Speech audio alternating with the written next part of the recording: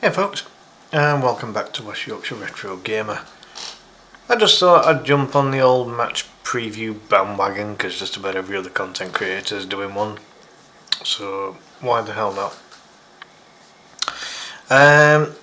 So how's it looking? It's Leeds United versus AFC Bournemouth in the Premier League. So I decided to have a look at who's played the most games for Bournemouth in the Premier League, which of their players has played the most games for them in the Premier League this season so far, and put together an 11 that, if they're available, are likely to play. And for the majority it was fairly self-explanatory. They've not done a lot of changes.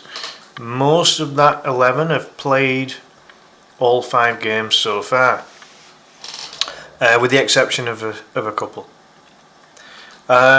So if they're all available, chances are, this lineup won't be too far off, unless there's any obvious injuries that have occurred since their last match. For Leeds, I think it's probably going to be the same lineup that got a really good win against Wolves. There is no reason to think that anything will be changed. A couple of updates regarding Leeds United injuries. Daniel James could well feature on the bench as he has come back into team training. Willie Gnonto is still injured and looks like it might be after the international break that he maybe gets himself into contention to get back into the squad. Lucas Perry, similar to Gnonto, looking like it'll be after the international break now. Good news on Jayden Bogle though, who went off with what looked like a nasty injury against Wolves, but thankfully it's just some heavy bruising, and he hasn't broken or strained or torn anything, so there is every chance that Jayden Bogle will play against Bournemouth. This is really good news because he has been one of our better players this season so far. So, in terms of lineups for Leeds United, I have gone with the 11 that started the match against Wolves. I don't see any reason why Daniel Farke would change anything unless he wants to freshen up 1 or 2 players, but I don't see the changes being dramatic. As mentioned, we are still missing a couple of players through injury. So, for these reasons, there's no reason for Carl Darlow to lose his position in the Leeds United goal at this moment in time. Lucas Perry will have to work his way back into that starting spot. Jayden Bogle, as long as that bruised foot doesn't cause any issues in training between now and Saturday, then he should start at right back. Gabriel Gudmundsson, he's had a good season so far, looks a very good signing for Leeds up to now. He should start at left back. No reason for either Yacobiol or Sebastian Bornau to feature in the 11 just yet, and this is due to the very good form of centre-back pairing Joe Rodon and Pascal Struijk. These two have brought their very solid form from the Championship into the Premier League with Leeds United, and they look rock solid for the majority. The Arsenal game you can put in the bin, quite frankly, because everyone was pretty poor that day. But for all of the other games, the defence really is looking pretty good. It's got to be said. And we'll have a look at the Premier League table and just kind of touch on that in a bit more detail in a minute or two. as long as he's able to even walk, let alone run, the chances are is that Ethan Ampadu will always play. He is the club captain, and a big favourite of Daniel Farke's. And to be fair, Ampadu's leadership does show on the pitch. We do miss Ethan when he doesn't play. The right side of position, right wing or right side of forward, if you like. It still looks like Brendan Aronson will occupy that place, even though Dan James is gradually getting back to fitness. Obviously, Willian Onto is another contender for that position, but again at the moment, unavailable. So likelihood that Brendan Aronson probably will start at right wing. Partnering Ethan Ampadu in midfield, you've got Sean Longstaff, who since coming in's looked good. We do have our Tanaka back, which is good. It's very good news. I think Tanaka will have a very good season, but for now, Tanaka will have to bide his time, because Longstaff's made a good start. As is Anton Stark. Stark again, scored that beauty of a free kick, didn't he? And the more that Anton Stark plays, the more adapting he's going. The more adaptable he's going to be to the English game. And again, at 6'4", a bit of a unit. But with the capability of doing a little bit of everything: tackling, passing, heading, shooting. You name it, he can do pretty much all of that. Noah Okafor scored a very nice goal, didn't he? That third goal against Wolves was a very cool finisher. Kind of a goal that kind of exudes confidence. He looks so calm and so composed when he put that past Jose Sarr in the Wolves goal. Very impressive. Did lose possession a few times throughout the match, but again, maybe that's just getting used to the English game, a bit like Anton Stark. Noah Okafor hasn't played in England before, so he needs to adapt to the English game as well. But impressive. You can see signs of what Okafor can bring to the table. And if he can slot the ball home like he did against Wolves, if he can do that a few times this season, we ain't going to grumble. As Leeds fans at least, anyway. And then the number 9, the striker, Dominic Calvert-Lewin, got his first goal for the club as well. Brilliant header, really well taken, really good cross from Jayden Bogle as well, on that right hand side. And can DCL find the form that he had a few years ago? When he was banging in goals for Everton. This is what we maybe need to see a little more of. Can he be that consistent, prolific goal scoring number 9 that we all want him to be? But the early signs are good, in terms of what he brings to the table when he's on the pitch. Good physical player, an absolute hassle for defenders, and he's experienced in playing in the Premier League, which he's played that many seasons for Everton and has been their main number 9. And when you look at Everton, do they really have a main number 9 these days? It's arguable, isn't it? So all being well, DCL can do the biz. So, let's have a look at the Bournemouth team very quickly.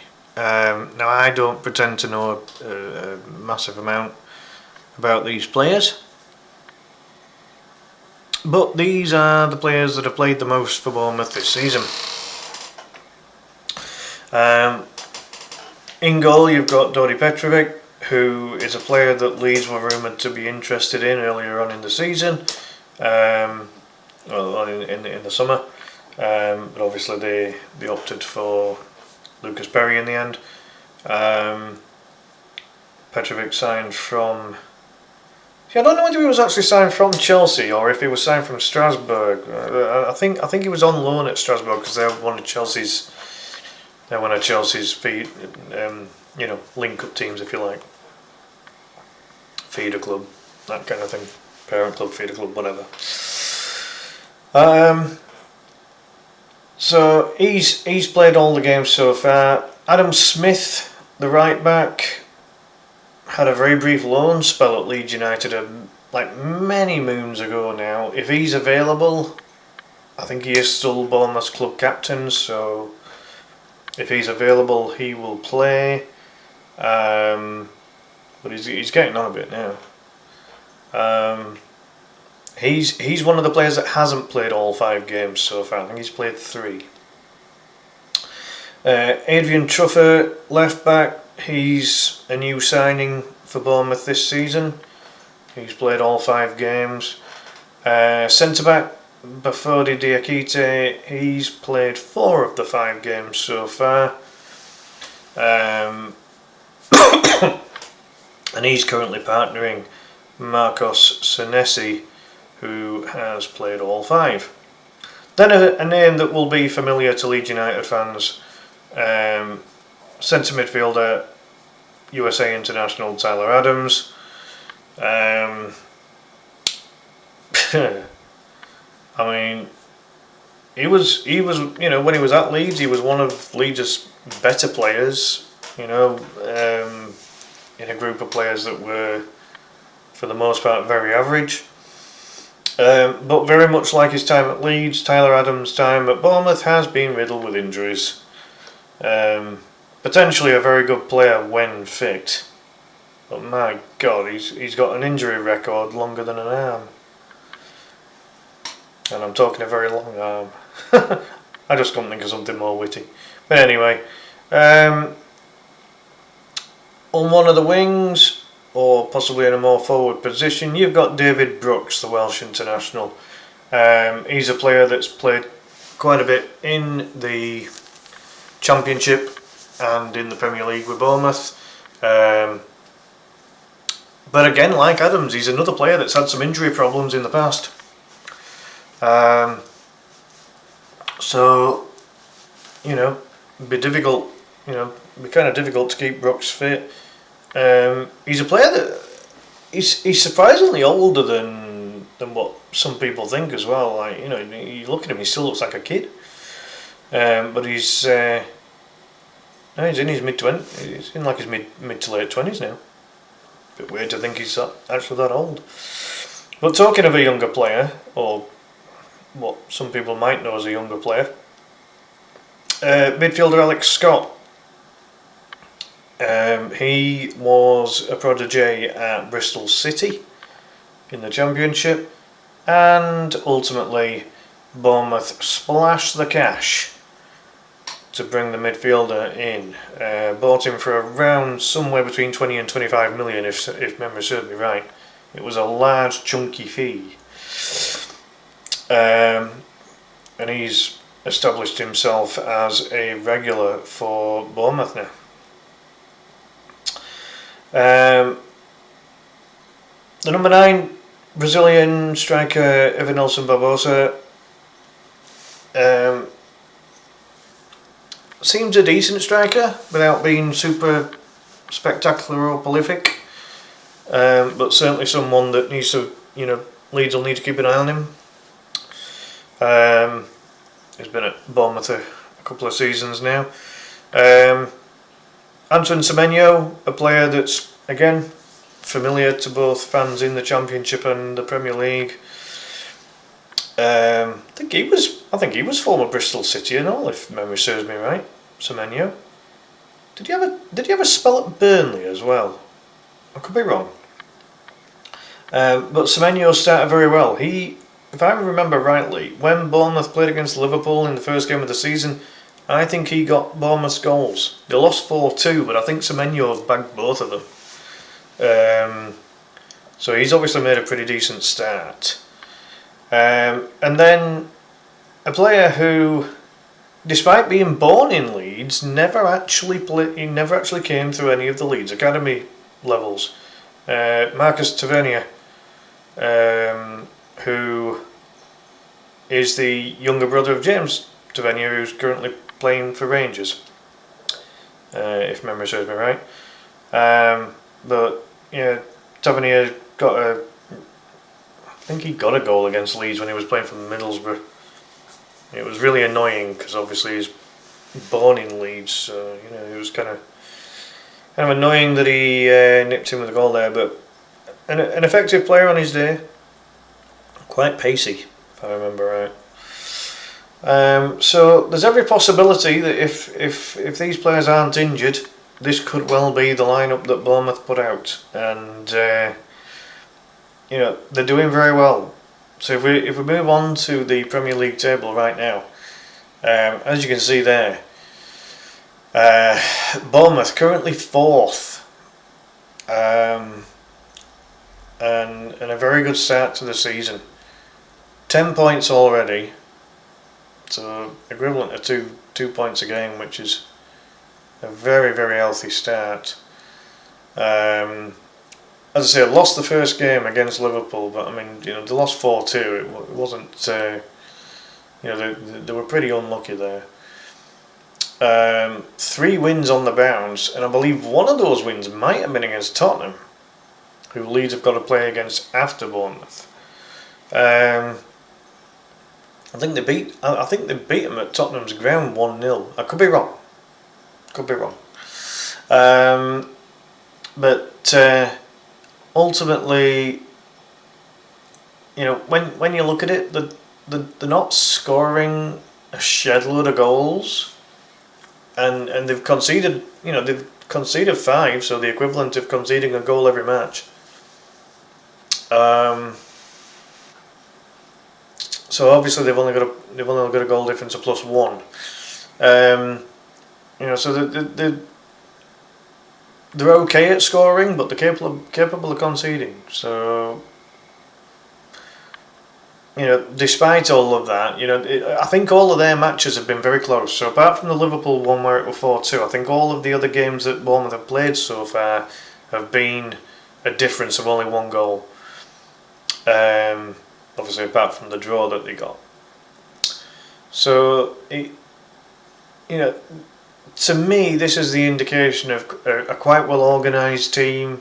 They're not going to blow teams away, but at the same time, they're not going to concede many, or not a huge amount.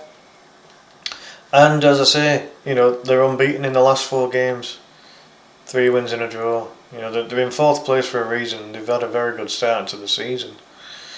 The only reason that Tottenham and Arsenal are ahead of them, even though they've all had 3 wins, 1 draw and 1 loss, is because Arsenal and Tottenham have far better goal differences. So this ain't going to be easy. But when you look at that table, Leeds have had a solid start themselves. Leeds, again, having played 5, they've won 2, drawn 1, lost 2, but one of those losses was pretty unlucky, really. The slight problem, and this possibly is the main difference between Leeds and Bournemouth right now.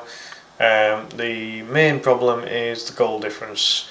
Leeds have scored 4. They've got 1 goal against Everton and 3 against Wolves. Conceded 5 against Arsenal. So that if you take those 5 out of the equation, we've only conceded 2 goals outside of that. Which is no disaster. And one of those goals was an own goal, a really freak own goal, from Goodmanson against Fulham, and then the other one was against Wolves, ironically, considering that we beat them 3-1. So a -3 goal difference for Leeds, but again, it's not disastrous. It's very early on in the season. Leeds' form: win, loss, draw, loss, win. There's a bit of symmetry there. 7 points on the board after 5 games. It's not something to grumble at when you're a newly promoted team. It's a very decent start, and we find ourselves in 12th position. But again, in technical terms, we're currently in joint ninth, in theory. Again, like Bournemouth being at the bottom of that 10-point trio, Leeds are currently bottom of that, little 7-point bracket, with Manure, Everton and Man City just above Leeds in that quartet, all on 7 points. So, with this in mind, what's my prediction? What's my score prediction for this match? I'm going to go 1-1. I don't really know why I'm thinking that Leeds will concede a goal at Ellen Road, considering that we haven't conceded any outs. The 2 home games we haven't conceded a goal yet. We've got 1 win and 1 draw, so we're very good at home. But we've just got to be mindful of the fact that Bournemouth are playing quite well right now. It really is one of those matches where it could go any of the 3 ways, and I know that all matches could go any of the 3 ways, but this one really screams as, depending on who comes out in a more positive manner, it could be a win to Leeds, it could be a win to Bournemouth, it could be a draw. It literally could end up being any of those outcomes. There's some matches that would be quite obvious, like, if Wolves currently played Liverpool, for example,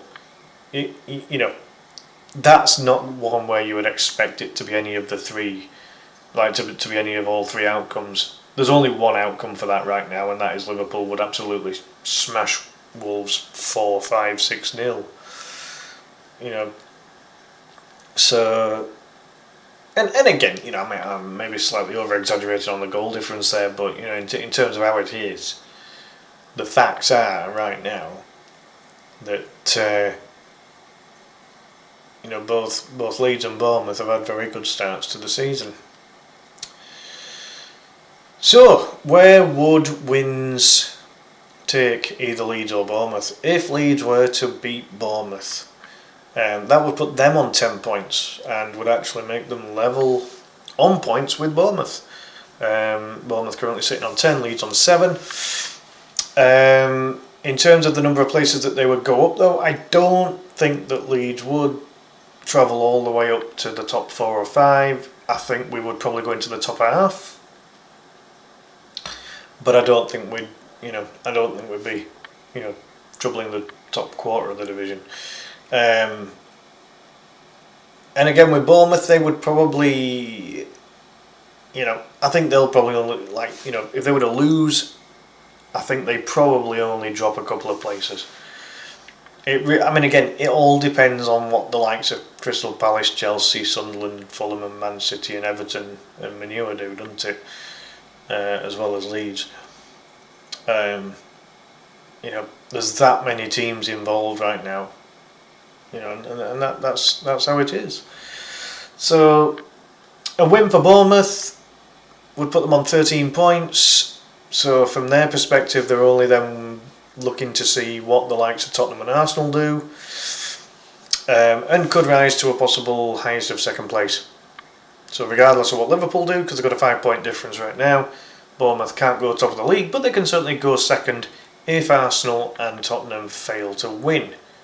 If Bournemouth do win. So, Bournemouth could go up a couple of places, could drop quite a few, but it would require everybody else to win, and that's unlikely. Down to where Leeds are right now.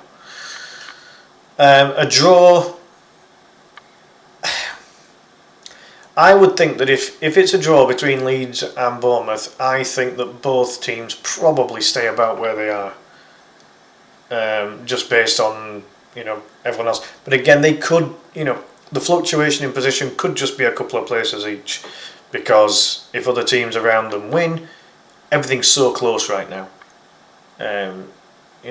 You go down to the teams that have got 4 points right now, well, they could equal Leeds on 7. Actually, even that wouldn't work. So it's the teams on 5. So Forest and Brighton. And then you've got Newcastle on 6. They could trouble Leeds if Leeds were to draw. and again, if they were to get some kind of win, and then in terms of catching Bournemouth, there's only Crystal Palace if they draw.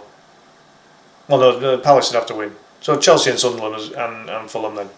Yeah, so that's who would be in contention to overhaul Bournemouth if Leeds and Bournemouth draw. So yeah, so not a massive amount of fluctuation, regardless of what happens. As I keep saying, as long as Leeds don't spend any time in the relegation zone, I am a happy Leeds United fan. So there we have it, folks. What's your thoughts on this one? Do you think that Leeds can beat Bournemouth? Do you think a draw is more realistic, or do you think Bournemouth are gonna, do you think they're likely to beat Leeds?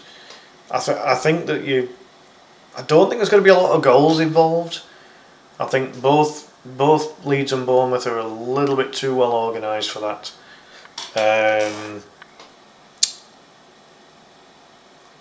I think it'll either be. If it's a draw, I think it's 1-1, and if either of them win, I think it's 2-1. I think it will be that close. Because as I say, you take the Arsenal match out of the equation, Leeds' defence is very, very good in terms of not conceding goals. Bournemouth, as I say, they've conceded 5. And 2 of those was in that match against Liverpool. So it's been, they've only really conceded kind of like 1 goal in the other games each. But we, they conceded 2 against Liverpool. And again, as I say, Leeds conceded 5 against Arsenal. So you take those matches out of the equation, and it's a different story. So should be a good game. I'm hopeful it's a good game. I'm hopeful Leeds can really do the business here and put Bournemouth to the sword. A win for Leeds would be massive at this early stage of the season, because again, I do still feel if Leeds can get 10 wins and 10 draws this season, they stay up. Could be as low as 17th, that's fine. I'd take 17th if it meant that Leeds stay up. But I do believe that they can get around that 40-point mark, and I think that might just be enough to survive. As things stand at the moment, there's a lot of people talking about, could it be possible that Leeds, Sunderland and Burnley could all stay up this season? You look at that. You look at the current bottom 4. The bottom 4 don't look that great as things stand.